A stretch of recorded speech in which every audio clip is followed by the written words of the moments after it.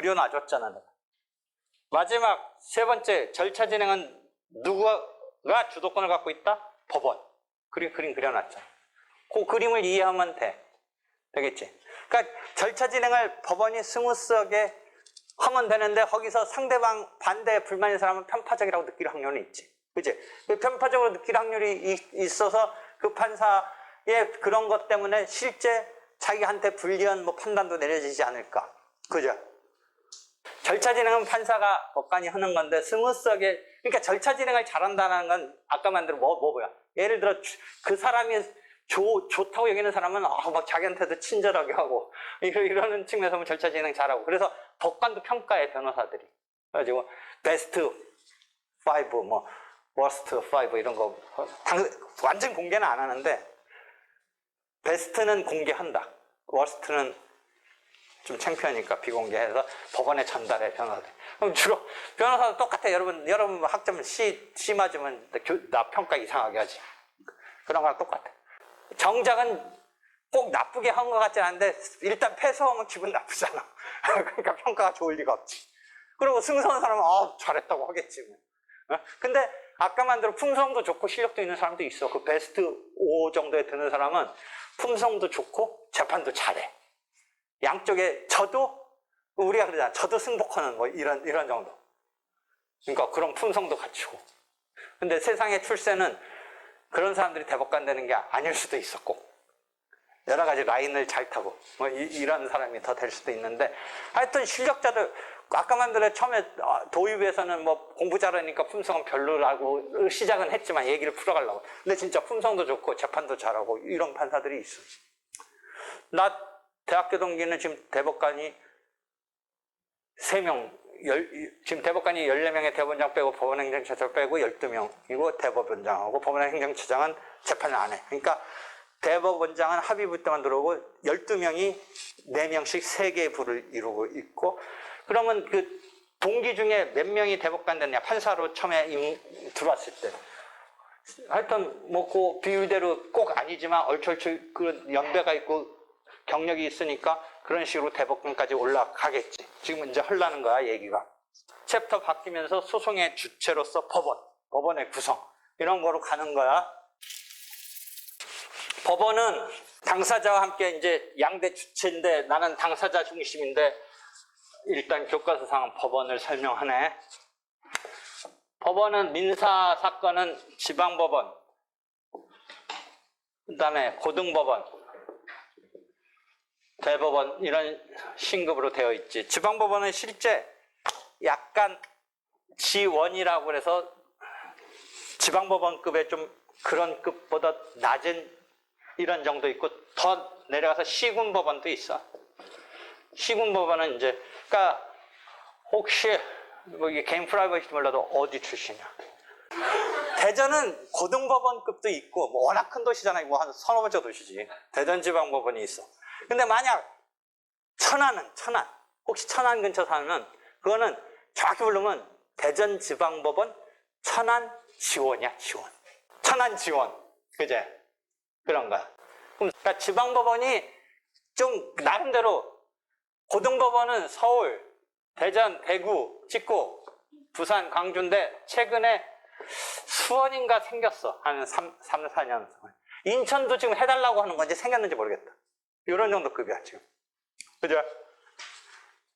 그런 상태에서 이제 지방법원은 한 10몇 개가 있고, 그거보다 규모 작으면 지원이 있고, 또 그거보다 작은 건 시군법원은 상설적인 것 같지 않고 이렇게 상주하는 판사가 없고, 지원해서 이렇게 한 요일마다 가서 이렇게 몇 군데 시군법원 하는 것 같은, 이렇게 순회한다는 느낌 비슷한 그런 거야. 이런 식으로 이제 법원의 이 종류를 설명했지. 그 다음에 지방법원 등에 가서 보면 판사 3인의 합의부가 있고 판사 1인의 단독재판부가 있다라고 얘기했지. 그치? 합의부가 있고 단독재판부가 있어. 그런 상황이야. 그래서 단독재판부 사건은 2심이 고등법원이 아니라 지방법원의 항소부라고 그래서, 약간 우리가 2심은 고등법원에 한다는 말이 얼추 그냥 이해하면 되지만 정확히 말하면 1심의 합의부 사건의 2심이 고등법원이고 1심의 단독사건은, 천안에서의 단독사건은 그럼 어디로 가야 돼? 본원 대전지방법원 항소부로 가야지 대전 고등법원으로 가는 게 아니야. 같은 대전이라도. 다시 이해해봐. 경북 구미입니다.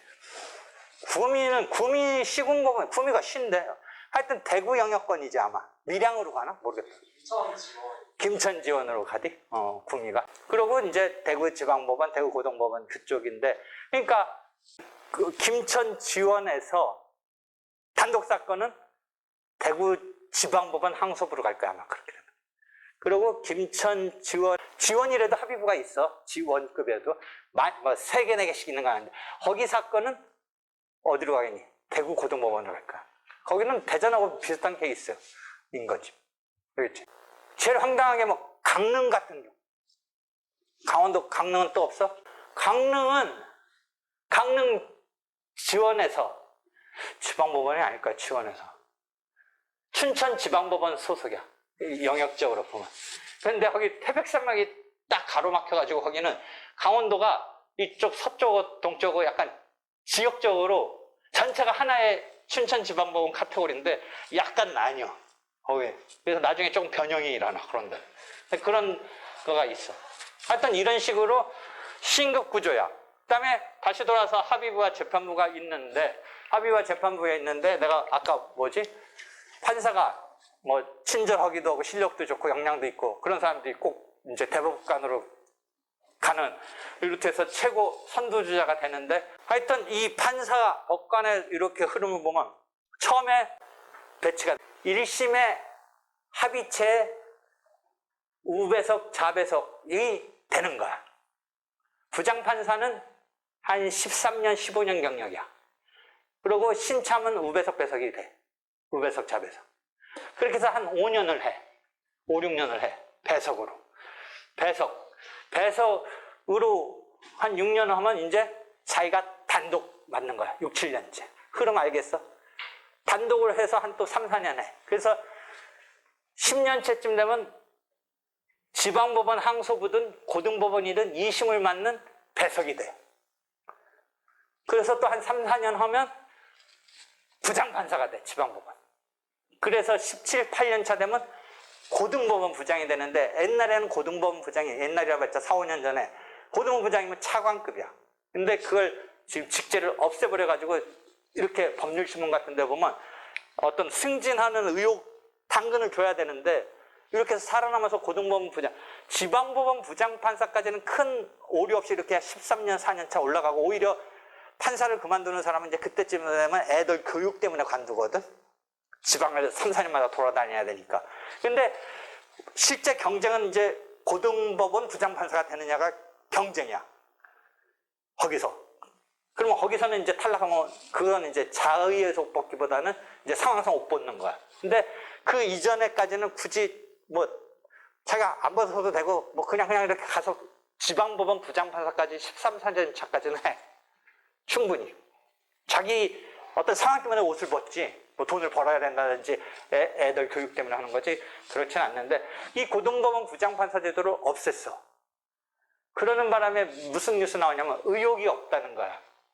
이걸 해서 살아남기 위해서 열심히 하고 잘하고 뭐 이 승부가 없이 전반적인 사회 전반적인 워라밸이 됐잖아. 나 그냥 살래.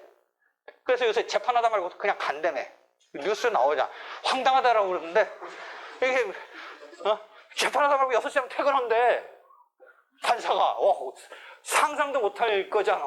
그 생각해봐. 그리고 뭐 판결문 쓰라면 옛날에는 부장판사 판결문도 잡에서 우배서 썼거든. 당신이 쓰셔고 간다는 거야 지금은.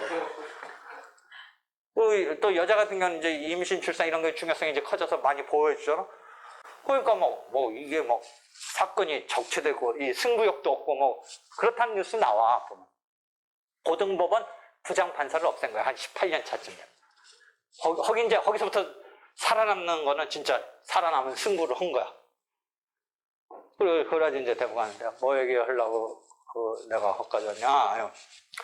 이렇게 해서 판사 그건데 그래서 배석 판사 해서 뭐 단독 판사 되면 사실상 6, 7년 차 단독이면 자기가 독자적으로 하는 하나의 재판부니까 어떻게 보면 자기가 전권을 행사하니까 그 부분이 한 번쯤 이제 어떤 기쁨, 꼭 기쁘다기보다는 나름대로 독자적으로 한다는 이 자존감이 있는 그 영역으로 한번 들어오는 거고, 그 다음에 고등법원으로 부장판사로 살아남은 이제 승부에서 고등법원 부장판사가 한 동기, 나 때는 시험 300명 이내 붙어서 막 287명 이렇게 붙었는데, 한 고등법원 부장까지 동기 중에 살아남으면 20여 명 남짓이야.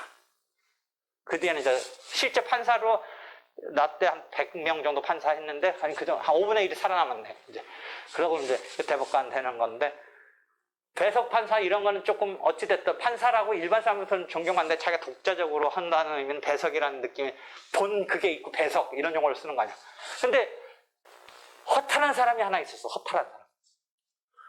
대법관까지 됐는데 성이 배씨고 이름을 외자로 써. 뭐라고 썼겠어? 지금 내가 말하는 흐름상.